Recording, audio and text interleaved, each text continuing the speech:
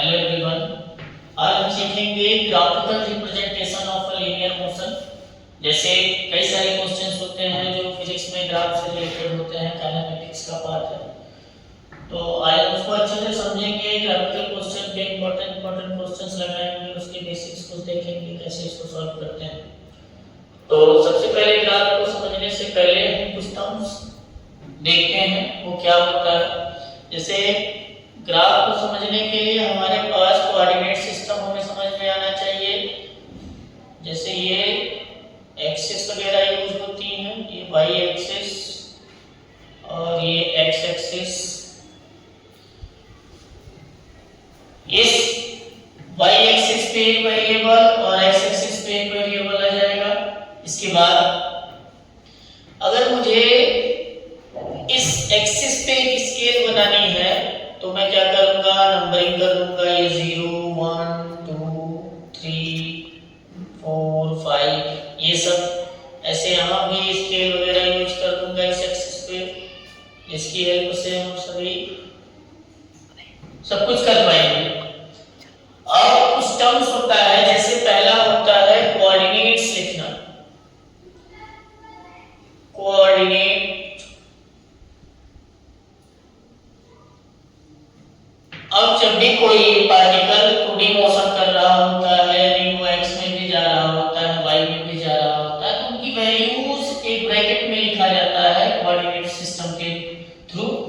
जैसे कोई पार्टिकल गया x में 2 गया है और y में 5 गया है, तो हम क्या करेंगे, x में 2 यहाँ ये लाइन है और 5 कहीं यहाँ इसके बीच में होगा, तो हम इसको यहाँ से ऐसे बढ़ाएंगे और इसको ऐसे कर देंगे। तो ये वाला जो पॉइंट हमें मिला वो हो जाएंगे इसके कोऑर्डिनेट्स 2,5 ऐसे। ये होता है कोऑर्डिनेट लिखना, यानी कि कोऑर्डिनेट का मतलब ब्रैकेट में आप 2,5 लिख दो। पहले x की वैल्यू आती है, value in the x, value in x, और ये आता है value in y, value in x and value in y।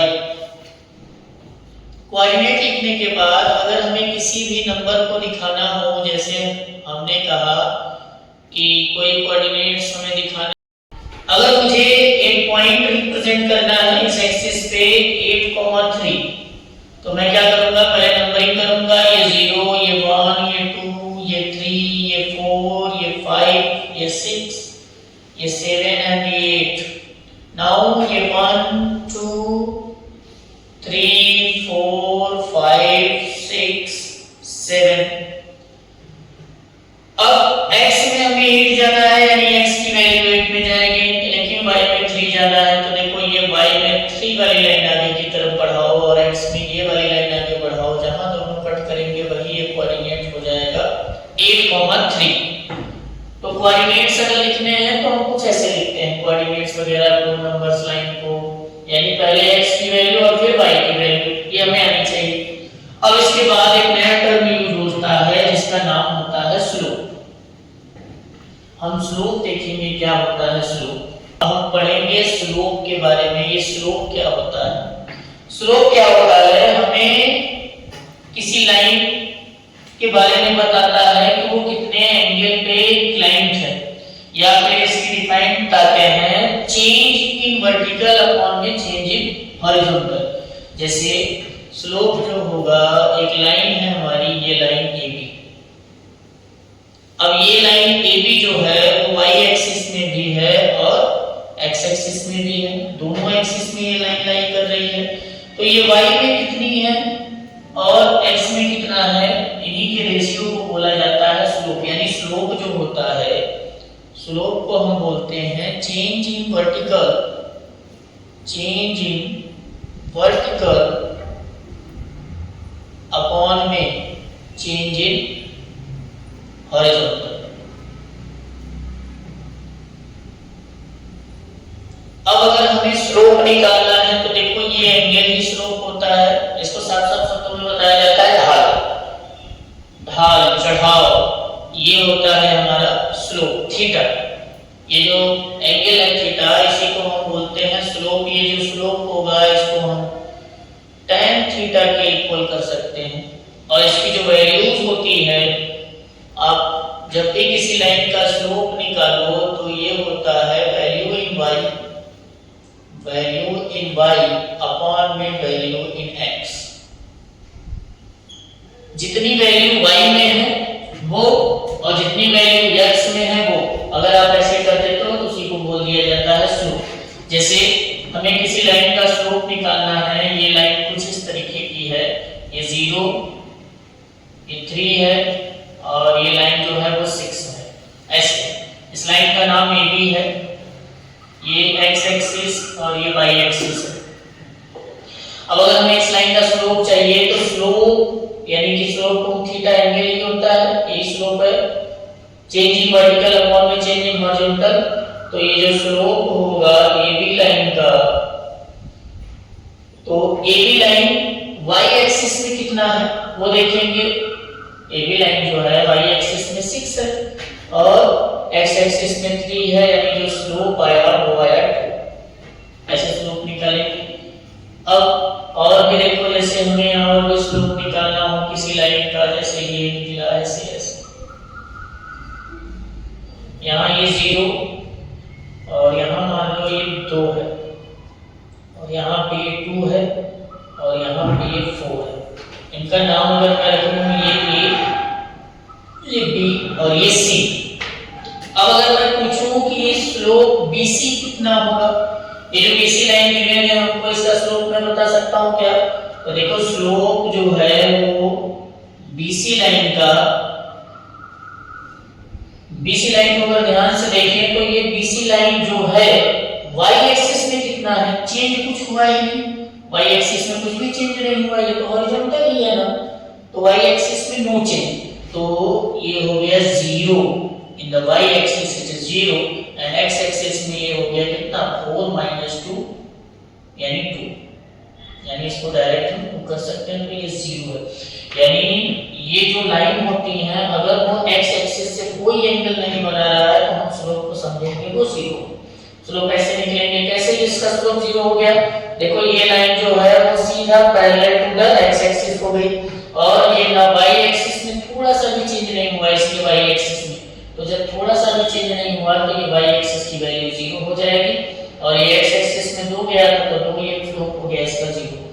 अब ये जो स्लोप होते हैं वो उनका यूज किया जाता है हमारे graphical representation of linear motion में, स्लोप का बहुत बड़ा रोल होता है। जैसे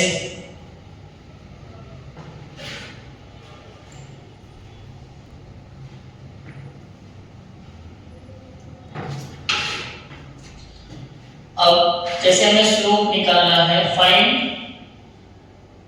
the slope of the given figure. अगर एक मुझे दिया हुआ है कोई लाइन है, इनका स्लोप निकालना है, ये ऐसे और यहाँ से इनकी मार्किंग दी हुई है, ये 2, ये 4 और ये 6, ये 8 और यहाँ पे मान लो ये 10 और इनका नाम है ये A line, B, A, B, C, D, ये लाइन्स हैं। अब ये सभी लाइन्स का निकालना है, find the slope of a given figure. अगर मैं A, B, B, C, C, D सभी का स्लोप निकालना चाहूँ तो देखो स्लोप का एक फॉर्मूला याद कर लो, स्लोप इज इक्वल्स टू होता है वैल्यू इन y एक्सिस कर सकते हो अपॉन में वैल्यू इन x एक्सिस। अब किसी भी लाइन का अगर मुझे स्लोप चाहिए, if we have to find the slope of AB line, slope AB line का जो स्लोप होगा, AB लाइन जो है वो y एक्सिस में कितना गिवन है हमको 8 गिवन है, this is the origin and 8 x axis में कितना AB लाइन है 2 है, तो ये कैंसिल होकर के आया 4, यानी कि AB लाइन की जो स्लोप है वो 4 है।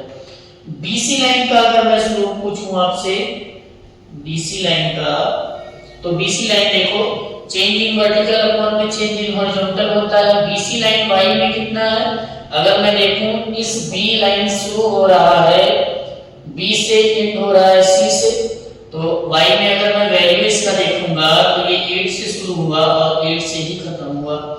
x एक्सिस देखो 4 से एंड हुआ, शुरू हुआ था 2 से, तो यहाँ पे इसको ऐसे 0, 2 ये हो गया C। ऐसे ही अगर मुझे स्लोप निकालना है CD लाइन का, तो CD लाइन देखो ये CD लाइन है, y एक्सिस में कितना गया होगा, जिस भी लाइन का स्लोप निकालना हो आपको, आप क्या करो उस लाइन का स्टार्टिंग और एंडिंग पॉइंट देखो, ऐसे गलती होने के चांसेस कम होंगे। जैसे ये लाइन जो है वो C से शुरू हो रहा है और B पे जाके एंड हो जा रहा है, तो C वाला लाइन देखो y एक्सिस में कितना है 8 है शुरुआती पॉइंट, और D वाला कहां पे है 10 पर है, तो फाइनल माइनस इनिशियल कर दो तो ये हो जाएगा 10 माइनस 8,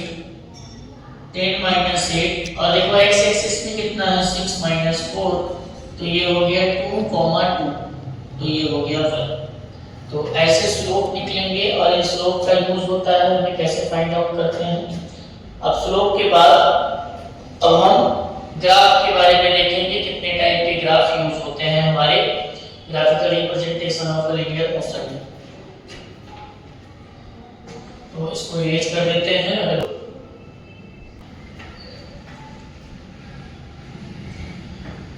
हम देखेंगे कितने टाइप के ग्राफ यूज होते हैं।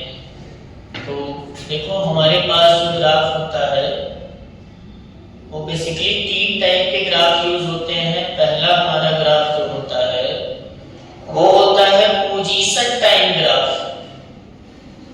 Position time graph. नेक्स्ट जो ग्राफ है हमारा वो है velocity time graph, velocity time graph. और इसके बाद जो हमारा ग्राफ है वो है एक्सीलरेशन टाइम ग्राफ। हमें यही 3 ग्राफ पढ़ने हैं, acceleration time graph. Position time graph को एक्सटी ग्राफ बोल सकते हैं, ये XT graph. Velocity time graph को वीटी ग्राफ, इसको हम एटी ग्राफ, यानी इनको मैं ऐसे बोल सकता हूं। ये सारे ग्राफ, इतने ही ग्राफ हमें पढ़ने हैं। तो पहला ग्राफ शुरू करते हैं। पोजीशन टाइम ग्राफ में देखो हमारा डिस्टेंस टाइम ग्राफ या डिस्प्लेसमेंट टाइम ग्राफ दोनों आ सकता है, और उसके बाद वेलोसिटी टाइम ग्राफ। इन तीनों ग्राफ में जो टाइम होगा वो हमारा एक्स एक्सिस पर होगा, और जबकि पोजीशन, डिस्टेंस या डिस्प्लेसमेंट, वेलोसिटी और एक्सीलरेशन ये दोनों ही हमारे वाई एक्सिस पे रखे जाते हैं। तो पहला शुरू करते हैं पोजीशन टाइम ग्राफ, यानी डिस्प्लेसमेंट टाइम ग्राफ बोल लो।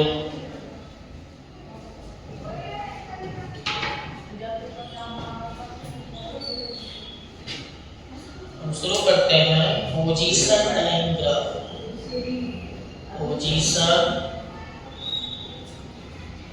Time graph. इसको हम एसटी ग्राफ भी बोल सकते हैं ऐसे। अब देखो ये ग्राफ हमें कौन कौन सा इंफॉर्मेशन देता है। अगर मैं देखूं एसटी ग्राफ के बारे में, तो सबसे पहले ये जो लाइन होता है एसटी ग्राफ में, अगर मैं स्लोप फाइंड आउट करता हूं तो स्लोप हमें बताता है वेलोसिटी के बारे में, यानी डिस्प्लेसमेंट टाइम ग्राफ। अगर डिस्प्लेसमेंट टाइम ग्राफ है ये पोजीशन टाइम ग्राफ, या फिर इसी को अगर नहीं याद आ रहा है डिस्प्लेसमेंट टाइम ग्राफ है ये, डिस्प्लेसमेंट या डिस्टेंस टाइम ग्राफ।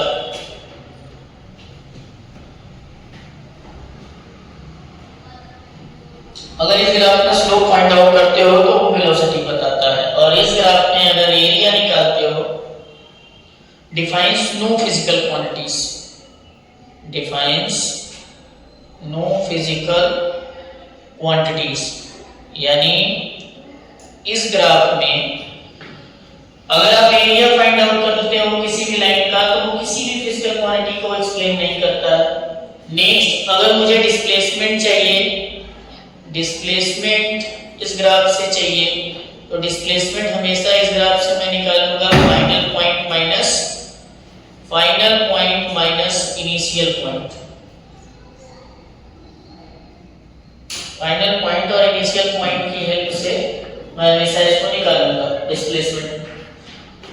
अब स्लोप जैसे मैंने अभी सिखाया था पहले से ही कि स्लोप कैसे फाइंड आउट करते हैं। अगर कोई डिस्प्लेसमेंट टाइम ग्राफ दिया हुआ है तो जो उसका स्लोप निकालोगे तो वेलोसिटी मिल जाएगा। एरिया कुछ भी नहीं देता, डिस्प्लेसमेंट निकालना है तो final point minus initial point हो जाएगा। ये सारे इंफॉर्मेशन आपको याद होने चाहिए। अब देखो इसकी कुछ बेसिक ग्राफ्स हैं इसके, तो वो आपको आने चाहिए। जैसे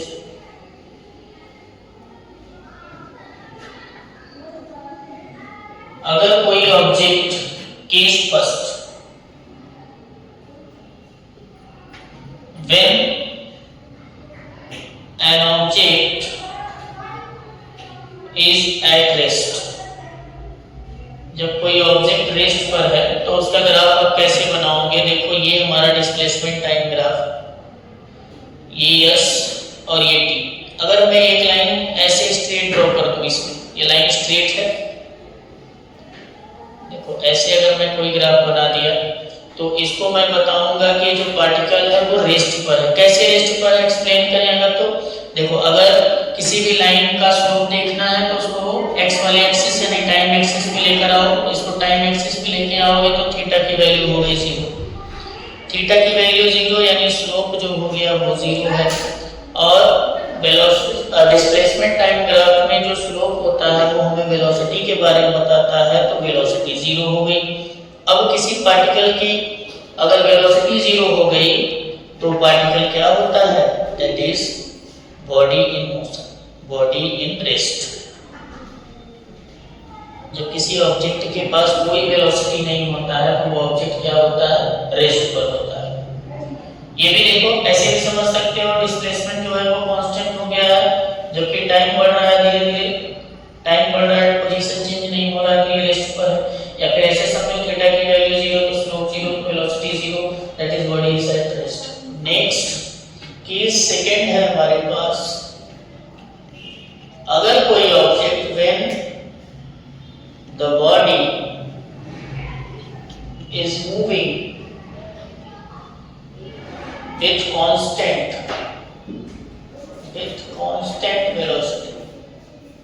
with constant velocity बोलो या फिर यूनिफॉर्म मोशन अगर कर रहा है, with यूनिफॉर्म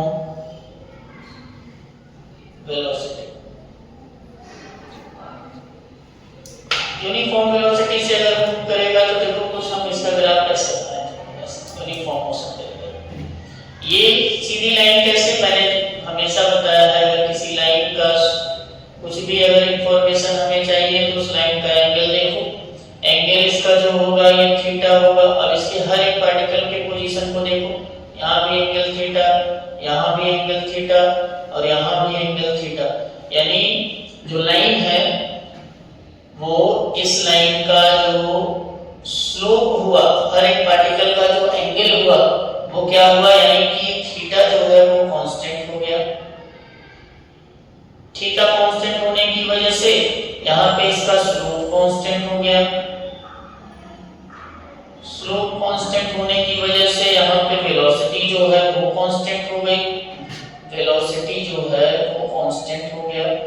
और जब वेलोसिटी कांस्टेंट हो गई यानी वो एक ही वेलोसिटी से मूव कर रहा है तो ये क्या हो गया, कांस्टेंट वेलोसिटी या यूनिफॉर्म वेलोसिटी से वो मूव कर रहा है, यूनिफॉर्म वेलोसिटी से मूव कर रहा है। ये यूनिफॉर्म वेलोसिटी का ग्राफ था, अगर कोई ऑब्जेक्ट यूनिफॉर्मली मूव कर रहा है तो ये केस नंबर 2 था। नेक्स्ट केस हम देखेंगे, अगर कोई ऑब्जेक्ट डिक्रीजिंग वेलोसिटी या इंक्रीजिंग वेलोसिटी से मूव कर रहा हो।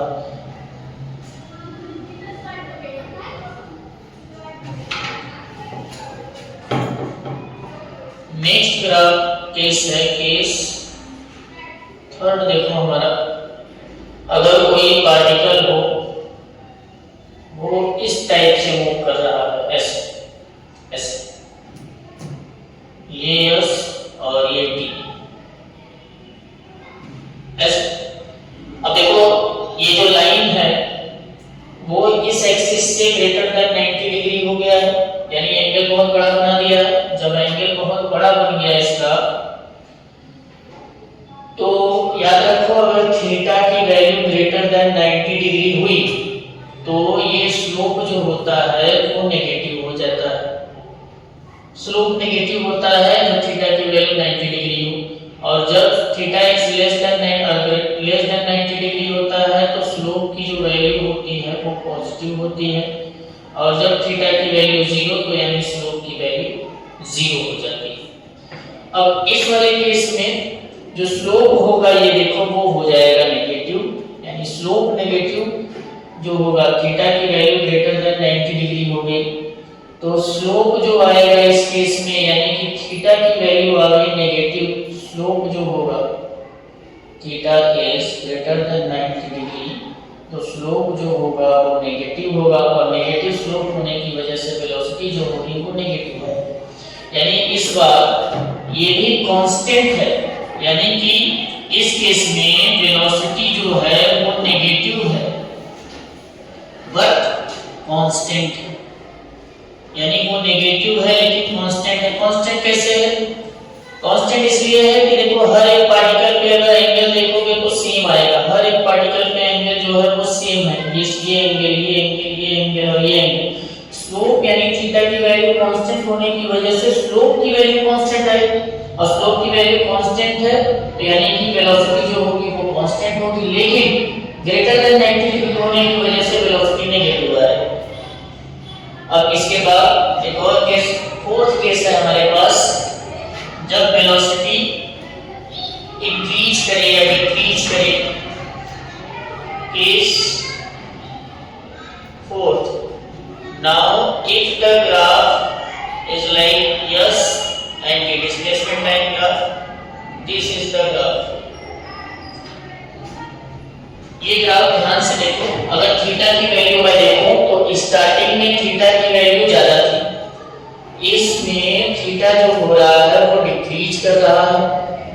थीटा की वैल्यू डिक्रीज, ये एरो नाम का मतलब ये डिक्रीज हो रहा है, और तो स्लोप भी हमारा डिक्रीज हो जाएगा, और जब स्लोप डिक्रीज होगा तो वेलोसिटी डिक्रीज हो जाएगी, वेलोसिटी भी डिक्रीज कर गई। अब देखो जब वेलोसिटी डिक्रीज कर गई, स्टार्टिंग में स्लोप ज्यादा था, यहाँ पे स्लोप ज्यादा था, फिर धीरे धीरे स्लोप डिक्रीज हुआ, डिक्रीज होने की वजह से स्लोप भी डिक्रीज हुआ, और यहाँ पे वेलोसिटी धीरे धीरे डिक्रीज कर गई। यानी ये केस है नॉन यूनिफॉर्म मोशन का, नॉन यूनिफॉर्म वेलोसिटी से वो घूम रहा है, नॉन यूनिफॉर्म वेलोसिटी से पार्टिकल मूव किया, तभी तो पार्टिकल शुरू में फास्ट मूव किया लेकिन बाद में स्लो मूव कर गया। ऐसे ही इसका एक ग्राफ और बन सकता है, देखो कुछ इस तरीके का, ये कुछ इस तरीके का ग्राफ है। स्टार्टिंग में जो स्लोप था वो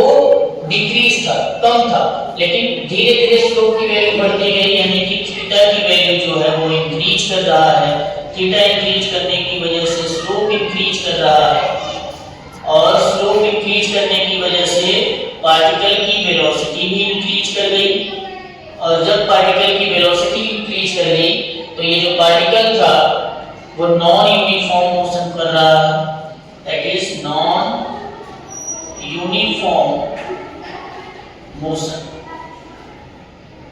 यानी शुरू में ये पार्टिकल स्लो मूव किया लेकिन बाद में बहुत फास्ट मूव करना शुरू कर दिया। तो ये केस नंबर 4 जो था वो नॉन यूनिफॉर्म वेलोसिटी, या कह सकते हो नॉन यूनिफॉर्म मोशन का था। यहाँ वेलोसिटी कर सकते हो क्योंकि हम लोग डिस्प्लेसमेंट टाइम ग्राफ पढ़ रहे हैं, तो ये यहाँ पे ये वेलोसिटी हो जाएगा। तो ये सारे केसेस होते हैं